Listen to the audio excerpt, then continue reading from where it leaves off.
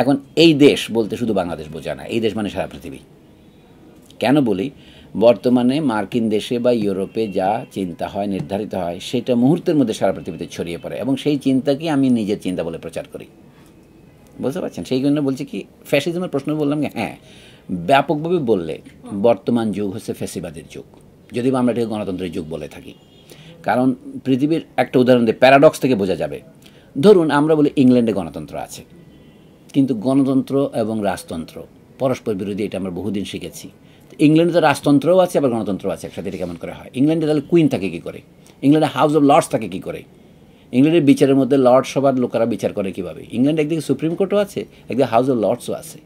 তাহলে এই প্যারাডক্সকে ব্যাখ্যা না করে শুধু কি ইংল্যান্ড, সুইডেন, ডেনমার্ক, নরওয়ে, ইউরোপের নেদারল্যান্ডস, আপনি বড় বড় জাপান, বুঝছেন, শুধুমাত্র সৌদি আরব নয়, এর সবগুলি রাজতন্ত্র আছে। তখন আমরা বলি সৌদি আরব স্বৈরতান্ত্রিক, কিন্তু জাপান গণতান্ত্রিক।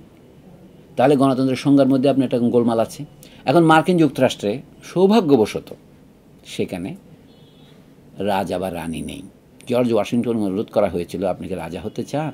বলে না না, আমি আর রাজা হব না, আমি প্রেসিডেন্ট থাকবো। ভালো, কিন্তু সেইখানে সিনেট সভা আছে, যেটা হচ্ছে a thinly disguised House of Lords.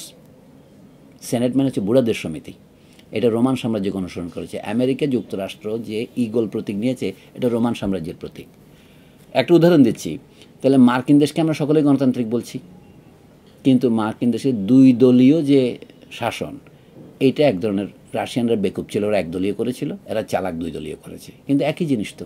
জাপানেও তাই। এখন পৃথিবীতে যত বুর্জোয়া শাসন আছে সেখানে দ্বিদলীয় বা আড়াই দলীয় শাসন। তো এইটাকে গণতন্ত্র যদি না বলেন তাহলে তো আপনার ভাত হয় না। সেই জন্য আমরা মিশামিশি গণতন্ত্র বলি, ভাত খাওয়ার জন্য, কিন্তু এইটা একই জিনিস। আরেকটা কথা বলি তাহলে গণতন্ত্রের বিষয়ে।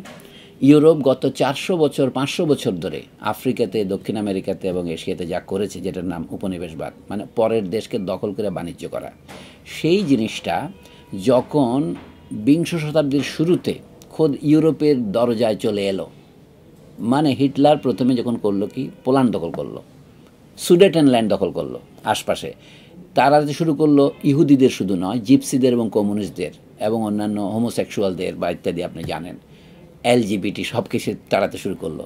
তখন সবাই বললো কি, এটা তো মেনে নেওয়া যায় না। এর আগে তারা কিন্তু হিটলারকে খুবই পাত্তা দিচ্ছিল, এপিস করছিল, কারণ তারা কমিউনিজমকে ঠেকাবে। শেষ পর্যন্ত হিটলার যখন পোল্যান্ড আক্রমণ করেই বসলো, ফ্রান্স আক্রমণ করে দখল করে নিল, তখন বলতে হিটলারের বিরুদ্ধে লড়াই করতে হবে। সেখানেও তাদের আবার রাশিয়ানদের সহযোগিতা লাগলো। এই হিটলার যা করেছেন, তার কোন কাজটি ইউরোপীয়রা আফ্রিকাতে করেনি? এম.এস. সেজার নামক এক ভদ্রলোক, ফরাসি ভাষায় লিখতেন, তিনি ক্যারিবিয়ান অঞ্চলের লোক, তিনি বলছেন, তার বইয়ের নাম হচ্ছে অন কলোনিয়ালিজম। সেখানে তিনি বলছেন যে ইউরোপে হিটলার যা করছেন এটা কোনোটাই অভূতপূর্ব নয়, শুধু ইউরোপে করছেন, এইটুকুই পার্থক্য। এটা সব আফ্রিকায় করা হয়েছে। আফ্রিকার দাঁড়দের ধরে নেওয়া হয়েছে যে পদ্ধতিতে, হিটলারের কনসেন্ট্রেশন ক্যাম্প তো সেই পদ্ধতি। তখন আপনাদের চোখে পড়েনি, এখন চোখে পড়ছে। তার মানে এটাকে হিটলারকে অনুমোদন করা বোঝায় না, এটা বোঝায় যে হিটলার যে ঘৃণ্য কাজটি করছে, সেই ঘৃণ্য কাজটা আপনারাও করছিলেন, এটা আপনারা বাদ দেন। তখন দ্বিতীয় মহাযুদ্ধের পর তারা করলো কি, তারা দলে দলে এশিয়া আফ্রিকা ছাড়তে শুরু করলো, কিন্তু তাদের মন যায় নাই। আজকে যে কথাটা দিয়ে আমাদের আলোচনা শুরু হয়েছিল, যুক্তরাজ্য কেন ঢাকা এয়ারপোর্টে তার সিকিউরিটি সিস্টেম বসাবে? ঢাকা সে ছাড়ে নাই। সে নেহরুর হাতে ক্ষমতা দিয়ে গেছে, জিন্নার হাতে ক্ষমতা দিয়ে গেছে, এবং ঢাকার হাতে সে ক্ষমতা ঠিক দিয়ে যায় নাই। ঢাকা নিজের ক্ষমতা নিজে নিয়েছে জিন্নার উত্তরসূরিদের কাছ থেকে, কিন্তু সেটাকেও সে ছাড়বে না। তাহলে আপনি কী, এইটাকে যদি গণতন্ত্র বলেন তাহলে তো আমার কোনো আপত্তি থাকতে পারে না। আমি এটাকেই ফ্যাসিবাদ বলি। সেই অর্থে বর্তমান যুগ ফ্যাসিবাদের যুগ।